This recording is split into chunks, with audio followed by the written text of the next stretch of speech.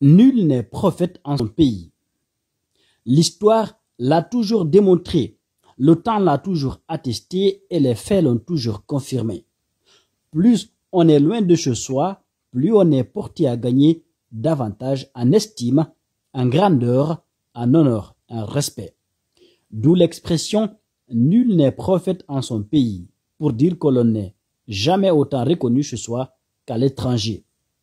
Pendant que le tapis rouge est déroulé pour Cellou Dalein Diallo au NDI, National Democratic Institute, au département d'État américain, à l'International Republican Institute, au Centre Afrique de l'US Institute of Peace et au Centre Afrique de l'Atlantic Council, dans son pays pour lequel il s'est saigné, donné corps et âme, pour ne pas dire consacrer toute son énergie, sa vie durant.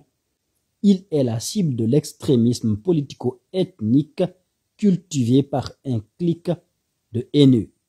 De pauvres gens qui assistent impuissants et rongés par la jalousie à l'ascension inexorable d'un homme au destin présidentiel tout tracé, autant dire inéluctable. La visite du fin politique et grand homme d'État, Cellou Dalein Diallo au pays de l'oncle Sam, va au-delà de la symbolique et de la traditionnelle routine diplomatique. Ce voyage a remis les pendules à l'heure et démontré même que malgré la campagne de diffamation et d'humiliation orchestrée à son encontre, dans le détestable but de lui barrer le chemin menant au palais présidentiel, la réputation de l'homme est restée immaculée, son honneur, sauf et sa notoriété intacte, tant en Guinée que sur le plan international. Son carnet d'adresses, quoique bien fourni, n'arrête pas de s'étouffer. Son aura résiste à toutes les tempêtes et brave les pires cyclones. Jusqu'à preuve du contraire, Cellou Dalein Diallo inspire confiance et n'est ni un homme de son passé ou du passé tout court, ni un acteur du passif des autres. Il est assurément l'homme de son temps et de son heure. Signé Habib Maron Camara, éditorialiste. Le révélateur 224.com.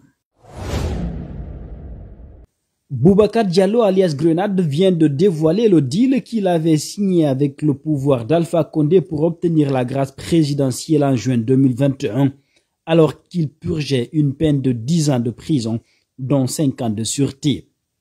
À sa sortie de prison, ce jeune connu pour son militantisme engagé à l'Union des forces démocratiques de Guinée UFDG avait pris ses distances vis-à-vis de cette formation politique dirigée par Cellou Dalein Diallo. Pourquoi cette décision? Depuis Mamou, il a décidé de lever un coin du voile sur cet épisode, non sans porter des accusations graves sur Ousmane Gawal Diallo.